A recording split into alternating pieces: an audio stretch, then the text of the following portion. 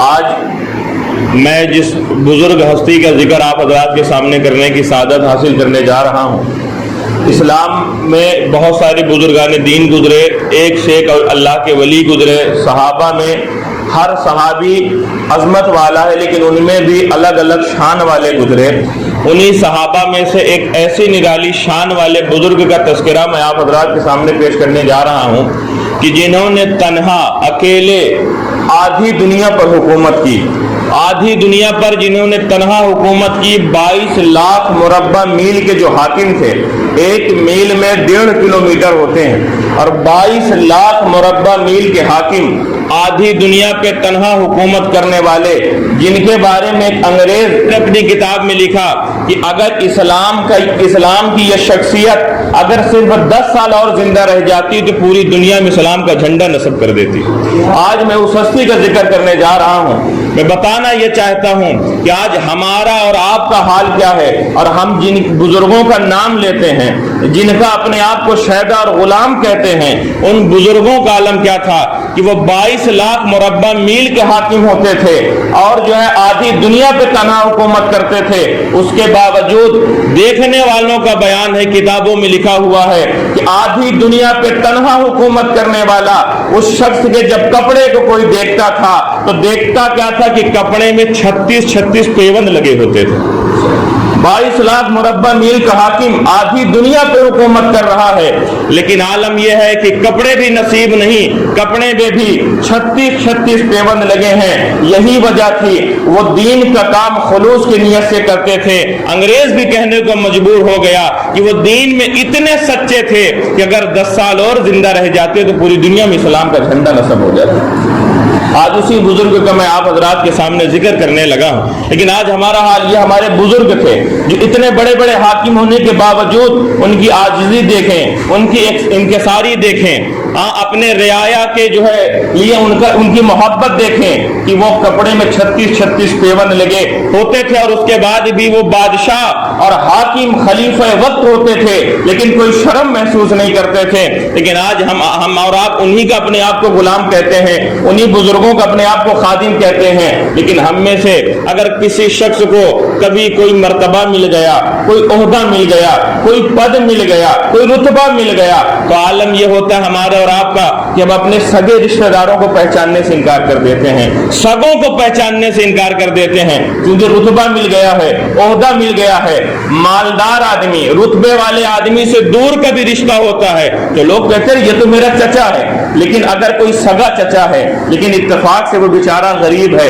عہدے والا نہیں ہے، رتبے والا نہیں ہے، مرتبے والا نہیں ہے، تو پوچھنے پہ بھی لوگ کیا بتاتے ہیں یہ تو ہمارے محلے میں رہتے ہیں، رشتہ دار لگتے ہیں۔ یہ نہیں کہتے رشتہ دار ہیں، کہتے رشتہ دار لگتے ہیں۔ مسلمانوں، تم چھوٹے چھوٹے عہدے پا کر کے تمہارا یہ حال ہو گیا، لیکن اپنے بزرگوں کی تاریخ کو پڑھو، اپنے بزرگوں کی سیرت کو پڑھو، اس کا مطالعہ کرو کہ آدھی دنیا پہ بھی حکومت کرتے تھے تو اپنے ہیں، وہ غیروں کی بھی ایسی مدد کرتے تھے کہ اپنے تو اپنے، غیر بھی یہ کہنے کو مجبور ہے کہ ان کا عدل ایسا ہے، ان کا انصاف ایسا ہے، یہ نیائے اتنا کرتے ہیں کہ اگر ان کی حکومت قائم رہی تو یہ پوری دنیا میں اپنے دھرم کا جھنڈا نصب کر دیں گے۔ اس ہستی کا میں ذکر کرنے لگا اور ایک واقعہ آپ کے گوشے گزار کرنے جا رہا ہوں۔ سوچیں ذرا اس ہستی کا جن کا میں ذکر کرنے لگا ہوں، وہ ہستی کون تھی اور اس ہستی کا نام کیا تھا، ان کا کردار کیا تھا، کیسے انصاف کرتے تھے۔ اور یہ ان لوگوں کے لیے درس عبرت ہے جو عہدہ پانے کے بعد، رتبہ پانے کے بعد اپنوں کو بھول جاتے ہیں، بھائیوں کو پہچاننے سے انکار کر دیتے ہیں، رشتہ داروں کو پہچاننے سے انکار کر دیتے ہیں۔ ہم تو فلاں عہدے پر فائز ہیں، لیکن آؤ دیکھو تمہارے بزرگوں کا عالم کیا تھا۔ وہ جب لوگ میٹھی نیند سوتے ہیں رات میں، تب وہ حاکم جو اسلام کے لیے حاکم بنتے تھے، وہ راتوں میں نکل کر کے گلیوں میں ڈھونڈتے تھے کہ کہیں میری رعایا میں، کہیں میری سلطنت میں کوئی بھوکا تو نہیں ہے جس کو بھوک کی شدت تڑپا رہی ہو۔ اگر کوئی میری سلطنت میں بھوکا سو گیا اور اگر اللہ نے اگر قیامت کے دن مجھ سے یہ سوال کر لیا کہ تمہاری سلطنت میں فلاں شخص بھوکا سویا، تم اپنے گھر میں کیسے آرام کی نیند سو رہے تھے، تھے, جبکہ میرا پھلا بندہ تمہاری سلطنت میں بھوک اور پیاس کی شدت سے تڑپ رہا تھا, تو میں اللہ کو کیا جواب دوں گا. جب یہ جذبہ ہوتا ہے تب اسلام آگے بڑھتا ہے. جب یہ جذبہ ہوتا ہے تب غیر بھی مسلمانوں کو دیکھ کر کلمہ شہادت پڑھ کر کے مسلمان ہوتے نظر آتے ہیں. ایک لطیفہ ہے, میں نے جو عرض کیا کہ لوگ جب عہدہ پا جاتے ہیں تو اپنوں کو پہچاننے سے انکار کر دیتے ہیں. ایک لطیفہ ہے, ایک کتاب میں نے پڑھا, دو دوست تھے, دونوں ساتھ میں پڑھا کرتے تھے. ہوا یہ کہ ایک دوست بیچارہ وہ بھی پڑھتا تھا لیکن وہ اس کو کوئی عہدہ نہ مل سکا, کوئی رتبہ نہ پا سکا. وہ اس کا جو دوسرا دوست تھا اس کی کسی وزیر سے دوستی تھی اور اس وزیر کی معرفت سے وہ بادشاہ کا وزیر بن گیا. جب دوسرے دوست نے سنا تو اس نے سوچا کہ میرا دوست بادشاہ کا وزیر بن گیا, منتری بن گیا, منسٹر بن گیا, چل کر کے اس کو مبارکباد دے دوں. لیکن اسے یہ نہیں معلوم تھا کہ لوگ جب تک عہدہ نہیں پاتے تب تک غریبوں کو پہچانتے ہیں, اور جب عہدہ پا جاتے ہیں تو غریبوں کو نہیں پہچانتے. وہ بیچارہ اپنے دوست کو مبارکباد دینے کے لیے جب اس کے محل گیا, راجا کے وہ منتری تھا, وہیں رہا کرتا تھا, تو جب وہ گیا تو کہا کہ میں جا کر کے وزیر سے کہو کہ آپ کے فلاں دوست آئے ہیں. تو اس نے کہا کہ ٹھیک ہے بلاؤ. جب وہ دوست اندر گیا تو یہ جو دوست جو ساتھ میں پڑھتا تھا, ساتھ میں اٹھتا تھا, ساتھ میں بیٹھتا تھا, جب اپنے غریب دوست کو دیکھتا ہے تو کہتا آپ کون ہیں, کہاں سے آئے ہیں, کس غرض سے آئے, بتائیں کیا خدمت کروں آپ کی. تو اب آپ جانتے ہیں جس کے ساتھ آپ اٹھ رہے ہیں, بیٹھے 20 سال جس کے ساتھ تعلیم حاصل کی, آپ نے پڑھا لکھا, اگر وہی اس طرح کی بات کرے تو مکاری کے سوا اور آپ اس کو کیا سمجھیں گے. تو اس دوست نے یہ کہا کہ اصل میں نے یہ سنا تھا کہ تمہارا انتقال ہو گیا تھا تو میں تمہارے جنازے میں شریک ہونے کے لیے آیا تھا. تو کہنے کا مطلب یہ ہے کہ لوگ جب عہدہ پاتے ہیں تو اپنوں کو پہچاننے سے انکار کر دیتے ہیں, لیکن ہم اپنے بزرگوں کی اگر تاریخ کا مطالعہ کریں, ان کے اتہاس کو پڑھیں, تو ہمیں یہ درس ملتا ہے کہ وہ جو سلطنت کرتے تھے ان کا عالم یہ تھا کہ رات کے آخری پہر میں جب ساری دنیا خواب کی میٹھی نیند سو جایا کرتی تھی, تب وہ بزرگ جو سلطنت کرتے تھے وہ راستوں میں گلیوں میں نکل کر کے تلاشتے تھے کہ کہیں میری سلطنت میں کوئی بھوکا تو نہیں, کوئی پیاسا تو نہیں, کوئی پریشان حال تو نہیں. چونکہ وہ جانتے تھے یہ دنیا 4 دن کی عارضی زندگی ہے, ہمیشہ آخرت میں رہنا ہے. ہم دنیا میں تو عیش کر لیں گے لیکن آخرت میں اللہ کو کیا جواب دیں گے. وہ یہ جانتے تھے کہ اگر ہماری سلطنت میں کوئی بھوکا رہ گیا تو ہم اللہ تعالیٰ کے یہاں کیا جواب دیں گے. ایک بزرگ کا میں جن کا ذکر کرنے لگا ہوں, آئیے ان کی تاریخ کی طرف آپ کو لے چلتا ہوں. ان کے ایک واقعہ آپ کو بیان کرتا ہوں کہ دیکھیں ہمارے بزرگ کے اندر اپنے قوم سے, اپنی جنتا سے کتنی ہمدردی تھی اور وہ اپنی رعایا سے کتنی محبت کیا کرتے تھے. ایک رات کی کا واقعہ ہے مدینہ المنورہ, حضور اکرم صلی اللہ علیہ وسلم کے شہر میں جب رات ہوئی اور رات کی تاریکی پورے مدینہ میں چھا گئی, لوگ جو ہے نور کی چادر اوڑھ کر کے محو خواب ہو گئے, سارے لوگ میٹھے نیند سو گئے. ایک دیکھنے والے کا بیان ہے کہ میں نے دیکھا ایک گھر سے ایک شخص نکلا. ان کا بیان ہے کہ جب میں نے اسے دیکھا کہ وہ اپنے گھر سے نکلے تو دیکھنے سے یہ معلوم ہوتا تھا کہ یہ صرف ٹہلنے کے لیے نہیں جا رہے ہیں, یہ کسی خاص ضرورت کے لیے اپنے گھر سے نکلے ہیں. اس دیکھنے والے کا بیان ہے میں بڑا حیران تھا, بڑا پریشان تھا کہ یہ ٹھنڈی کی یہ رات کہ جس میں لوگ اپنے بستر سے نکل کر کے گھر میں ٹہلنا گوارا نہیں کرتے ہیں, ٹھنڈی کی اس رات میں اور وہ رات کے آخری پہر میں آخر اس شخص کو کیا ضرورت پیش آئی, ان کو کیا جو ہے حاجت پیش آئی کہ اتنی رات کو یہ آخری پہر کو یہ نکل کر کے کہاں جا رہے ہیں. اس کا بیان ہے کہ میں ان کے پیچھے پیچھے ہو لیا, میں دیکھتا تھا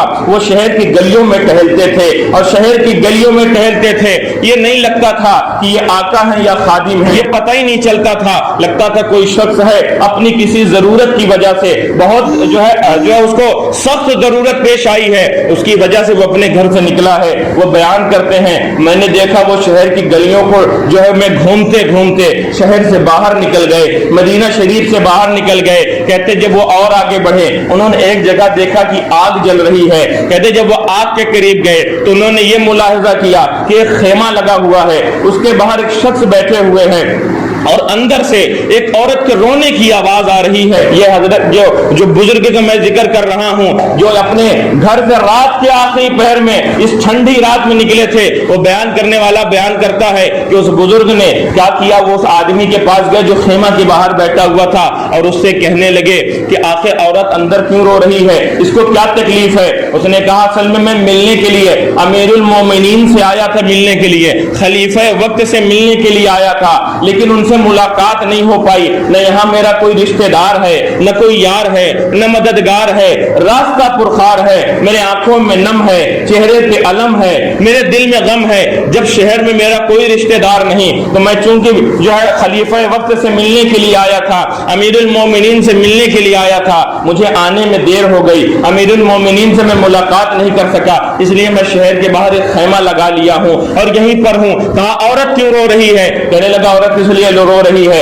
وہ امید سے ہیں, بچے کی پیدائش ہونے والی ہے, وہ بچے کی پیدائش کی تکلیف کی وجہ سے رو رہے ہیں. اس بزرگ نے جب اتنا سنا تو فوراً اپنے گھر کی طرف پلٹے, اپنے گھر آئے اور آنے کے بعد اپنی بیوی کو بیدار کیا, بیوی کو جگایا اور کہنے لگا میری بیوی, کیا تم یہ نہیں چاہتی کہ میں تمہیں ایک ثواب کا کام بتاؤں, تم ایک ایسا کام کرو کہ اللہ تمہیں ثواب دے. اور بیوی نے کہا اے میرے سرتاج, اے میرے شوہر, آپ ضرور بتائیں, اللہ مجھ سے کون سی نیکی لینے والا ہے, اللہ کون سا نیک کام مجھ سے کروانا چاہتا ہے. اس بزرگ نے کہا اے میری شریک حیات, اے میری بیوی, تم میرے ساتھ چلو. ایک عورت بہت تکلیف میں ہے, بچے کی پیدائش ہو رہی ہے, اس کا کوئی نہ یار ہے نہ مددگار ہے, وہ اکیلے ایک خیمہ میں ہے اور بچے کی پیدائش میں اسے بڑی تکلیف ہے. تم ضروری سامان لے لو, بچے کی پیدائش میں جن چیزوں کی ضرورت پڑتی ہے, اور میرے ساتھ ساتھ چلو. اس بزرگ کے ساتھ وہ رات کی آخری پہر, اس ٹھنڈ رات میں وہ آپ کی بیوی بھی ساتھ میں چلتی ہیں, اور جانے کے بعد آپ خیمہ کے پاس جاتے ہیں اور اپنی بیوی کو اشارہ کرتے ہیں کہ تم اندر جاؤ اور اس عورت کی دیکھ ریکھ کرو, بچے کی پیدائش ہو جائے تو مجھے خبر کرنا. اور یہ بزرگ آپ جو ہے چولہے کے پاس جاتے ہیں اور جانے کے بعد اس میں لکڑیاں لگا کر کے آگ جلاتے ہیں, اوپر ہانڈی رکھ کر کے خود کھانا پکانے لگتے ہیں. مسلمانوں ذرا غور کرنا, آج ہم اپنا محاسبہ کریں, اپنا انالائسس کریں, اپنے اندر جھانک کر کے دیکھیں اور اپنے بزرگوں کی تاریخ کو پڑھیں, اپنے جن کا ہم اپنے آپ کو غلام کہتے ہیں ان کی حیات کو کا مطالعہ کر کے دیکھیں. میرے ملت کے نوجوانوں, میرے دوستوں اور بزرگوں, آپ کی بیوی اندر گئی, آپ باہر کھانا بنانے لگے. میرے ملت کے نوجوانوں, میرے دوستوں اور بزرگوں, تھوڑی دیر کے بعد بیوی نے اندر سے آواز دی, میرے شوہر, آپ اپنے ساتھی کو بیٹا ہونے کی مبارکباد پیش کریں, یعنی بچے کی ولادت ہو گئی ہے. وہ بزرگ اپنی بیوی کو لیتے ہیں اور کھانا وغیرہ جو بنایا تھا ان لوگوں کو کھلانے کے بعد اپنے گھر واپس چلے آتے ہیں. وہ آدمی چونکہ آیا تھا خلیفہ وقت سے ملنے کے لیے, امیر المومنین سے ملنے کے لیے, آدھی دنیا پر تنہا حکومت کرنے والے, 22 لاکھ مربع میل پر تنہا حکومت کرنے والے شخصیت سے ملنے کے لیے آیا تھا. یہ تو رات میں جو کھانا کھلایا اور بچے کی ولادت ہوئی, خوشخبری دے کر کے اپنے گھر چلے گئے. لیکن مسلمانوں, جب وہ شخص صبح ملنے کے لیے دارالسلطنت پہنچا تو وہ حیران رہ گیا. کیا دیکھتا ہے, خلیفہ کی مسند پہ یہ تو وہی شخص بیٹھے ہوئے ہیں جو کل رات میں میری مدد کرنے کے لیے آئے.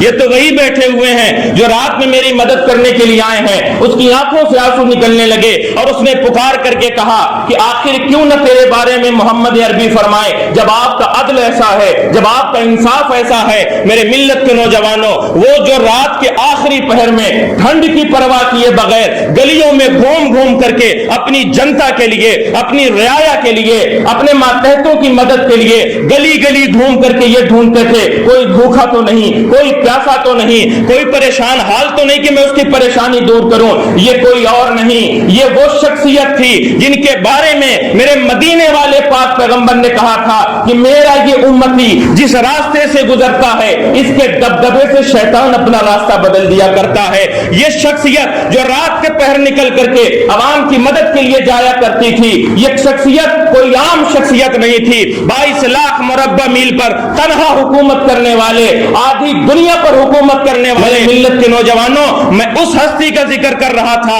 جس ہستی کے بارے میں میرے مدینے والے پاک پیغمبر نے فرمایا کہ اے اللہ, میں اس سے راضی ہوں, تو بھی اس سے راضی ہو جا, اور جو اس سے راضی ہو تو اس سے بھی راضی ہو جا. جس نے اسے ناراض کیا اس نے مجھے ناراض کیا, جس نے مجھے ناراض کیا اس نے اللہ کو ناراض کیا. میرے بھائیوں, وہ ہستی 22 لاکھ مربع میل پر تنہا حکومت کرنے والی, آدھی دنیا دنیا میں اسلام کا پرچم گاڑ دینے والی شخصیت حضرت عمر رضی اللہ تعالیٰ عنہ کی تھی۔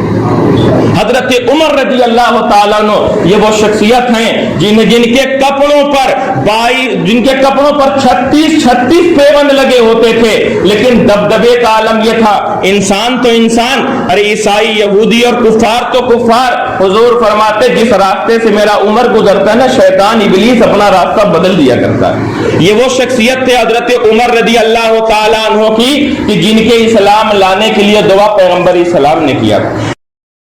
ہم سنی وہ ہیں، ہم صحابہ کو بھی مانتے ہیں، اہل بیت کو بھی مانتے ہیں، ہم تمام بزرگوں کے نام پر اپنی جان کو قربان کرنے والے ہیں۔ پچھلے جمعہ کو میں نے ایک شعر عرض کیا تھا، اسی شعر پر اپنی بات کو میں ختم کر رہا ہوں۔ اپنا بیڑا پار ہے، اصحاب حضور نجم ہے، اور ناؤ ہے عطرت رسول اللہ کی۔ سنی وہ خوش نصیب ہیں کہ جو اہل بیت کی کشتی میں بیٹھے ہوئے ہیں، اہل بیت کی ناؤ میں بیٹھے ہوئے ہیں، اور ستاروں کی روشنی میں جنت کا راستہ طے کر رہے ہیں۔ ہمارا بیڑا تو پار ہے، اس لیے کہ ہم بیٹھے کشتی میں اہل بیت کے ہیں اور صحابہ کی روشنی میں جنت کا راستہ طے کر رہے ہیں۔ انشاءاللہ ہم جنت کا راستہ نہیں بھٹک سکتے، اپنا بیڑا پار ہے، اصحاب حضور نجم ہے، اور ناؤ ہے عطرت رسول اللہ کی۔